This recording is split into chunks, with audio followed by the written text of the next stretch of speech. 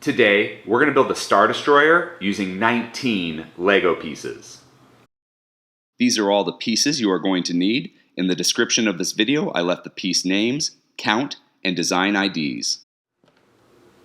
So as I was building the Razor Crest, I came across this 10x3 wedge piece, and I was like, wow, you put those together and you got a Star Destroyer. So I started kind of playing around to make a Star Destroyer in mini scale here. And what I did was I put these two 10x3 wedge plates together so those back studs are lined up, and then I got one 1x2 jumper plate and put that across the back two studs, and then I got another one and put it across the front two studs. Now this will hold it together for display purposes and just kind of mocks, but if you're going to play rough with it, you might want to just put underneath either like a boat stud right here or even a 2x2 plate in the center to kind of represent the hanger to the Star Destroyer if you're going to be playing rough with these. But as you can see, it does stay together and hold. Now once I've got those jumper plates on top, I'm going to get a cheese wedge piece, this 1x1 cheese wedge, and I'm going to put it so that the part slopes down in the front and goes up towards the back like this. And I've still got those back studs. On that back stud, I'm going to get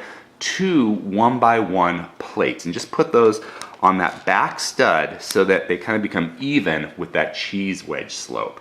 And then across that back stud, I'm going to get a 1x3 plate. What I'm going to do is that you've got those two anti-studs and that little gap right in the center. I'm going to put that gap in the center on top of that back stud there across and kind of see how the bridge to our Star Destroyer is coming to life. And you know, I played around a lot with like different heights and stuff, but because of the size of these wedge plates or these wedge pieces, I really liked kind of like the size I'm going for here. And what I did on that center stud, I got a 1x1 tile piece, and I just put that right on the center stud to kind of lift it up a little bit because I needed a little more girth because of the size of those wedged pieces. And then on the side of that tile piece, you got those two studs.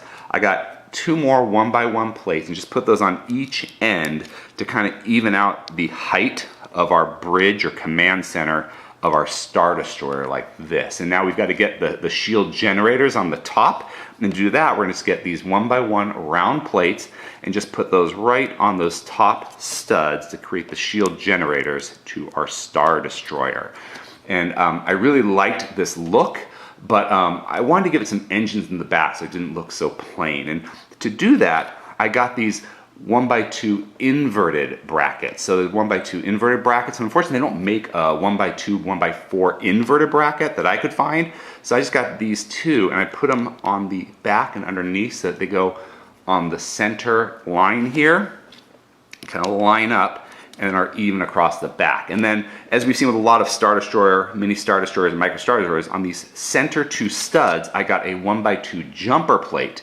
Because if you look at the back of a Star Destroyer, they've got three large main engines, and those are usually in a translucent blue to be those ion engines of the Star Destroyer. So I've got this 1x1 round translucent tile piece to go on those three back studs, and when we're done, we shall have a completed Star Destroyer for the Empire to patrol the galaxy.